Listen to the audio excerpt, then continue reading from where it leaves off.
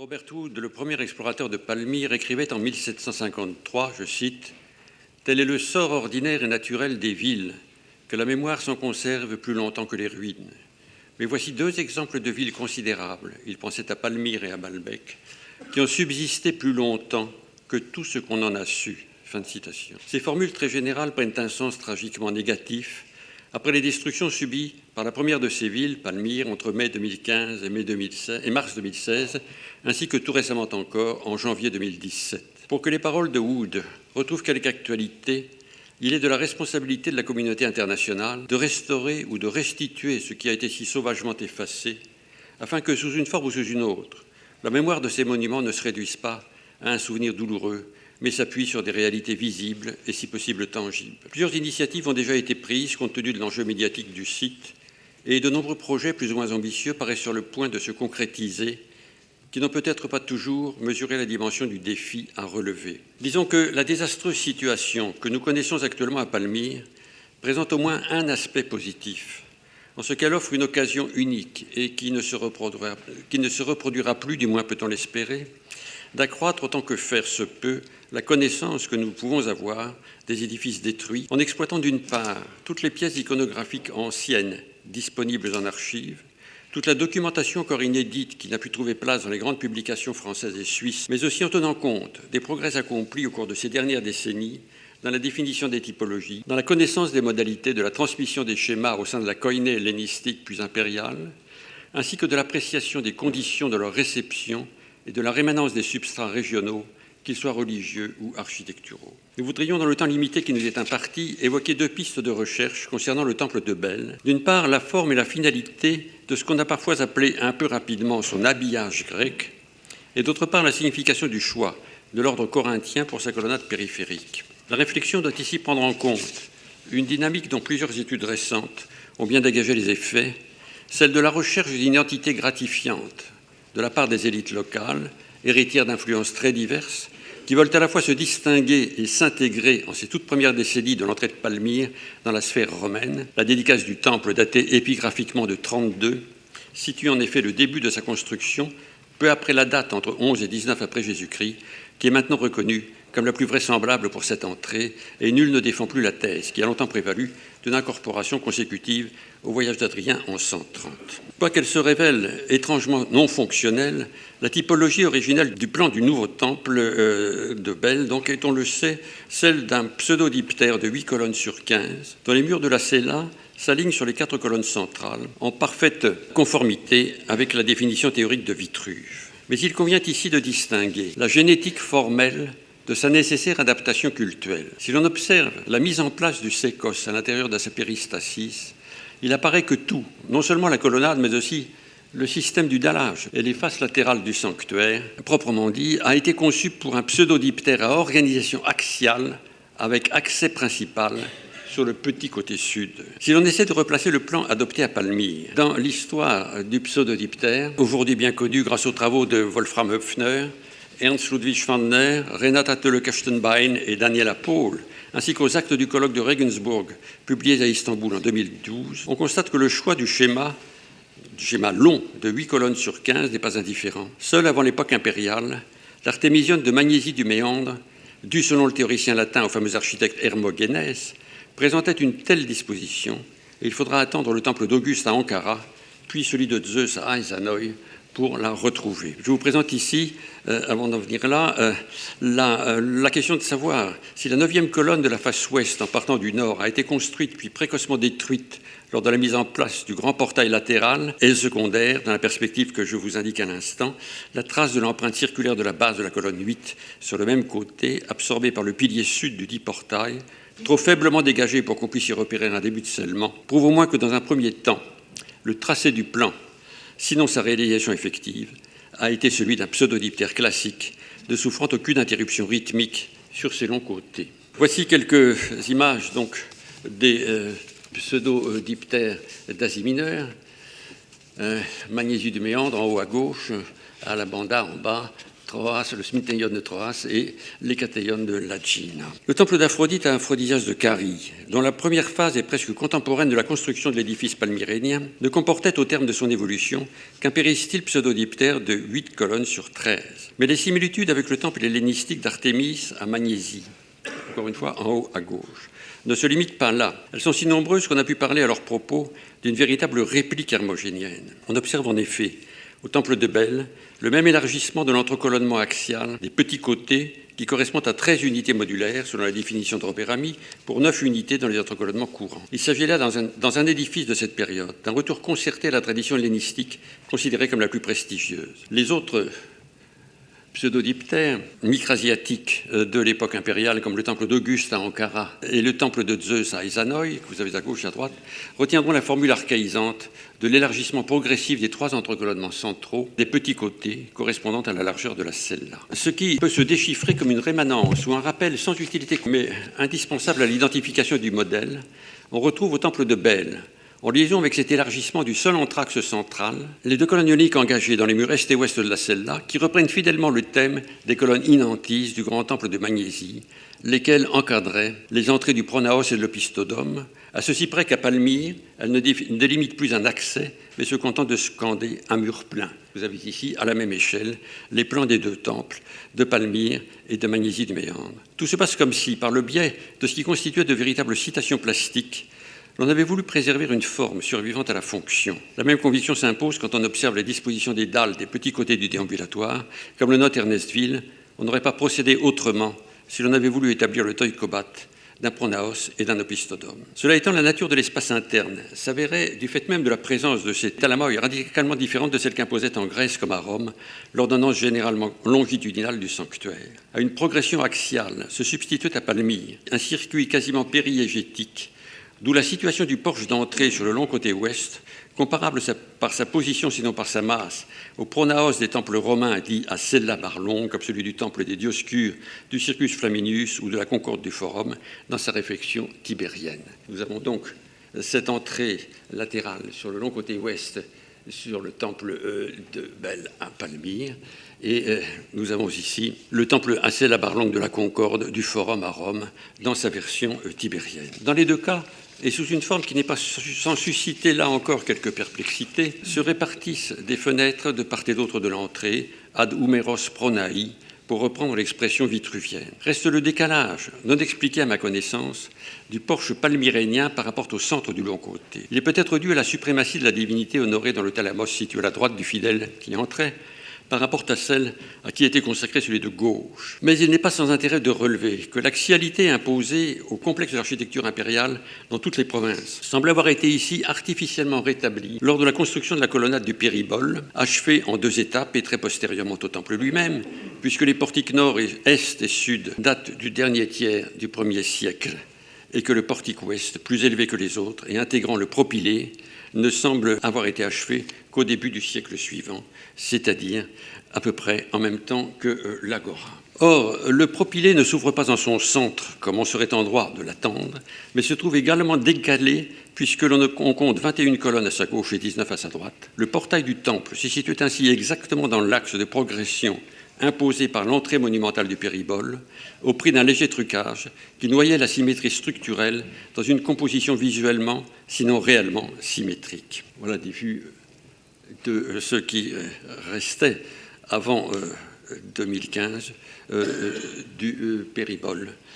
du temple de Bel. Les similitudes s'y concertées en ce qui concerne la planimétrie avec les pseudodiptères d'Asie mineure, en dépit de cette interruption prévue dès le projet initial de la langue colonnale occidentale par un portail, se laisse également identifier dans le mode de construction, dans les détails de l'élévation. Le premier aspect est particulièrement sensible sur les murs de la cella, qui, selon la tradition grecque et hellénistique la plus rigoureuse, se compose de bas en haut d'un socle continu à moulure attique et d'un rang d'orthostate surmonté d'un bandeau en forte saillie. Ce bandeau en forte saillie assimilable à un catalobeus, au-dessus duquel se succèdent les assises courantes dont la hauteur diminue à mesure qu'elle s'élève. Il suffit de comparer la face externe de la partie inférieure des parois du sanctuaire du temple de Bel avec celle du temple de Rome et Auguste à Ankara ou de l'Aphrodisione d'Aphrodisias de Carie, telle du moins que le recomposaient les bâtisseurs paléochrétiens, pour saisir la valeur plastique et la signification structurelle d'une telle ordonnance. Voici ce qu'on peut voir au temple d'Aphrodisias. Vous avez de nouveau la moulure attique, les orthostates, le catalogus et les assises courantes. Pour les détails de l'élévation, une comparaison des profils de l'entablement du péristyle du temple de Belle avec celui, là encore, du temple d'Aphrodite à Aphrodisias permet de mesurer le soin avec lequel le stade de l'évolution, atteint en ces premières décennies du Principat en Asie mineure par les corniches modillonnaires, a été enregistré et respecté à Palmyre, puisque non seulement la superposition, mais aussi le détail des moulures essentielles y sont comparables, à ceci près que la console en parallélépipède rectangle paraît plus directement dérivée sur notre édifice du schéma pergaménien tardif que du schéma rhodien. Mais par exemple, l'espace en biais très distinctif qui apparaît au monument de Memmius à Éphèse et qu'on retrouve encore à la porte d'Adrien de la même ville est commun à toutes ces corniches. Voici, je n'entre pas dans le détail, un détail des corniches modillonnaires d'Asie mineure. Cette orthodoxie affichée est d'autant plus remarquable qu'elle coexiste. Dès qu'on abandonne le gros œuvre extérieur et les composantes principales de son ordonnance décorative, avec une liberté qui, indifférence ou incompréhension, fait peu de cas de la cohérence structurelle,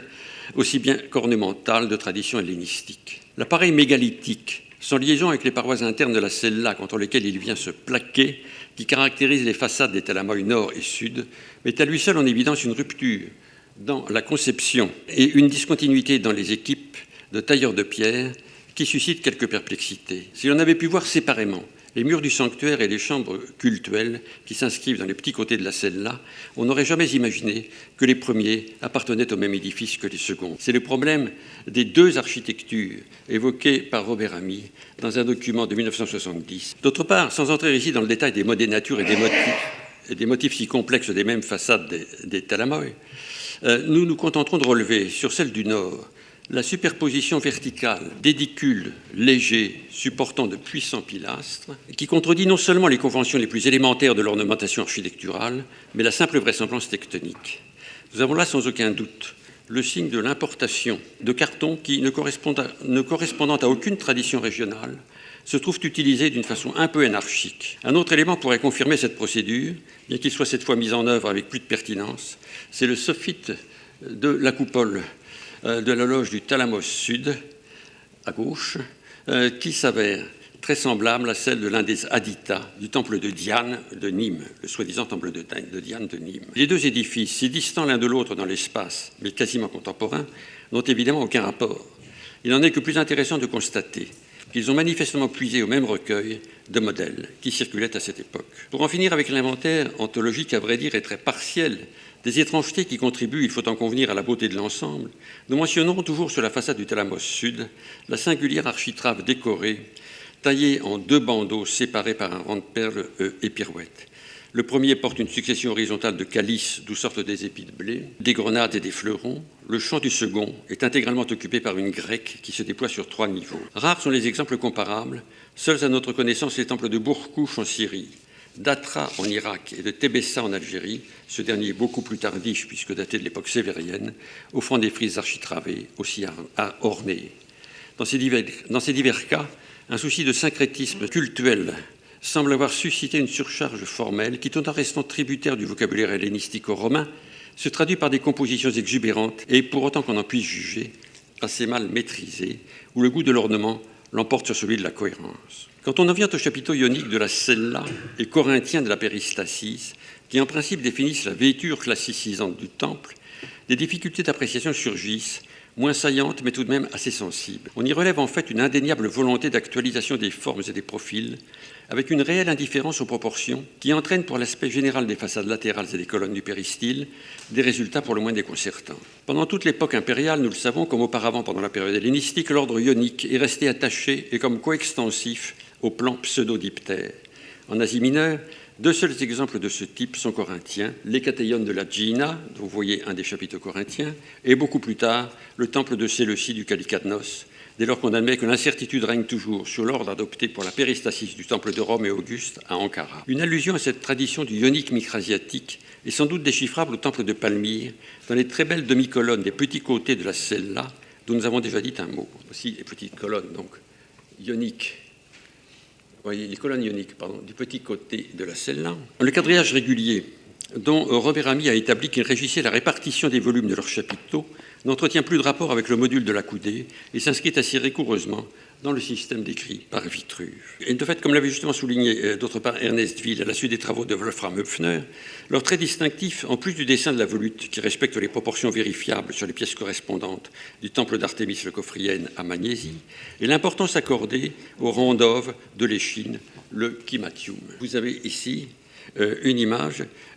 du chapiteau du temple d'Artémis le Cophryène, où l'on voit que ce rond-d'œuvre est très important. Comme sur le chapiteau vétuvien, si du moins on admet la recomposition que j'en ai proposée, celui-ci qui englobe 2 divisions et demie, et même 3 si l'on intègre son listel de base, est plus haut que le canal, qui correspond à 2 divisions seulement, à l'inverse de ce qu'on observe sur les édifices tardoclassiques. Cette particularité peut paraître secondaire, en ce qu'elle échappait, évidemment, au regard du non-spécialiste, et même au regard tout court, en raison de la hauteur des éléments, et demeure du reste indiscernable d'en bas, mais elles rompt la continuité avec le projet d'imiter dans ses grandes lignes le modèle de l'édifice de Magnésie de Méandre et semble procéder d'une volonté d'actualisation d'où nous avons relevé d'autres effets. Mais de cette référence ionique ne pèse pas lourd dans la définition plastique du monument si on la compare à l'impression que devaient produire les puissants chapiteaux corinthiens de sa péristasis. Ce choix décisif pour son aspect global, en raison de la maïestase qui ne pouvait manquer de s'en dégager, n'a pas jusqu'à présent retenu l'attention qu'il mérite. Il constitue pourtant une rupture ostensible avec le modèle hermogénien, dont il importe d'essayer de retrouver quelques-unes des raisons. S'agissant d'un temple pseudo-diptère, comme celui de Belle, on ne peut d'autre part oublier la trace lumineuse laissée dans l'imaginaire collectif par le diptère colossal de l'Olympieion d'Athènes, doté par Cossutius, œuvrant pour le compte d'Antiochos IV, d'un double péristyle corinthien de marbre. Cette nouveauté absolue que représenta, selon les termes d'Emanuela Santianello, la décision de l'architecte romain à Athènes, même si elle ne fut que partiellement réalisée, d'employer cet ordre dans une colonnade externe de 104 supports de 17,25 mètres de haut, devait constituer pour longtemps, sur l'horizon des créateurs de la fin de l'hellénisme et du début de l'Empire, une sorte de mirage inaccessible. En lui-même, le recours ostensible corinthien, pour la partie la plus monumentale de l'édifice, à l'époque considérée, n'est pas indifférent. Son usage semble particulièrement fréquent, sinon exclusif, en milieu ionique, dans les édifices du culte impérial et les sanctuaires consacrés à Zeus, comme à Euromos par exemple, ou aux divinités non classiques, plus ou moins assimilées aux plus puissants des Olympiens. Dans le cas du temple de Palmyre, la présence de ces chapiteaux pouvait ainsi contribuer à désigner plus clairement aux yeux des contemporains le principal dieu de la triade syrienne comme un Zeus Bélos, parfois précédé dans les textes grecs de l'adjectif caractéristique Mégistos, le très grand. Seul le gigantesque temple de Jupiter héliopolitain à Baalbek sera en mesure de rivaliser quelques décennies plus tard avec la majesté de ce péristyle. À Palmyre, cependant, c'est quelques 40 chapiteaux de l'ordre extérieur, dont la dimension verticale excède le mètre 40, qui couronnent des colonnes dont la hauteur dépasse 15,80 mètres, n'étaient pas sculptés dans la pierre, comme le prouve le fait qu'il n'en subsiste que le noyau lithique, évasé vers le haut en forme de calatos, ce qui suppose, comme le note Robert-Ami, un revêtement de bronze en 2 parties, plaqué sur la paroi cylindrique et prenant appui sur la stragale du sommet du chû. L'intégralité du décor acanthisé était donc métallique. La restitution proposée est calquée sur les chapiteaux en pierre du thalamus sud de l'édicule ouest de la façade du thalamus nord, qui sont de bonne facture et dont la présence indique à la fois que les artisans du temple de Belle étaient rompus à la réalisation de ce genre d'éléments sur la pierre et que le matériau utilisé se prêtait à sa taille. Pourquoi dès lors avoir retenu la formule de l'habillage métallique qui implique la maîtrise d'une technique plutôt plus complexe et raffinée que celle du travail direct sur un bloc de calcaire? Le système est à vrai dire très ancien et remonte même, si l'on en croit l'étude de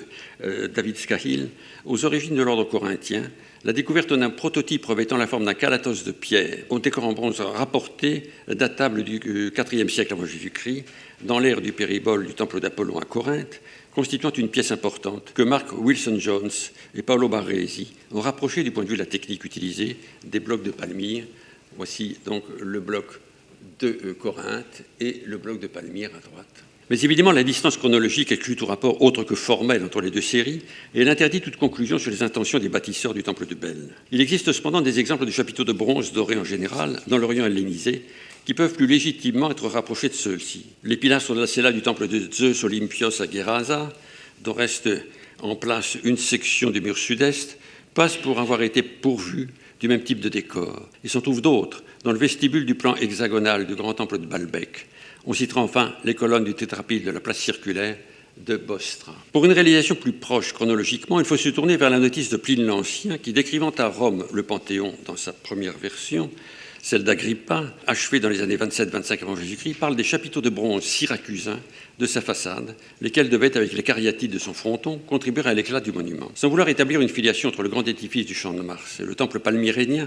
on admettra que la recherche de l'effet, jointe à la symbolique qui commence à s'attacher aux Corinthiens, dont l'élégance et la sveltesse, liées à une métaphore végétale qui mime la puissance, semblent désormais exprimer la majesté d'un pouvoir sacralisé, ne peuvent que favoriser son emploi dans les monuments les plus représentatifs. Alessandro Viscogliosi note de surcroît qu'à la même époque, dans la Rome des années 20 avant Jésus-Christ, le recours à des matrices formelles plus métallurgiques que théoriques pour les chapiteaux des édicules du temple d'Apollon in Circo, par exemple, témoigne d'une procédure de transcription marmoréenne d'éléments de bronze dont on a tendance à sous-estimer la fréquence et l'influence en raison de leur disparition presque totale. On ne saurait oublier à ce propos la Porticus Octavia du Circus Flaminius à Rome, appelée Corinthia, en raison des chapiteaux de bronze acquis vraisemblablement par son fondateur, Gnaeus Octavius, lors de sa campagne en Grèce, qui ornait sans doute son ordre intérieur, puisqu'il s'agissait d'une porticus duplex. En toute hypothèse, le luxueux raffinement qui s'exprime à travers ces chapiteaux du péristyle ne saurait être gratuit ou simplement lié à une mode temporaire. Il nous paraît indissociable de l'élévation singulière des colonnes, dont les proportions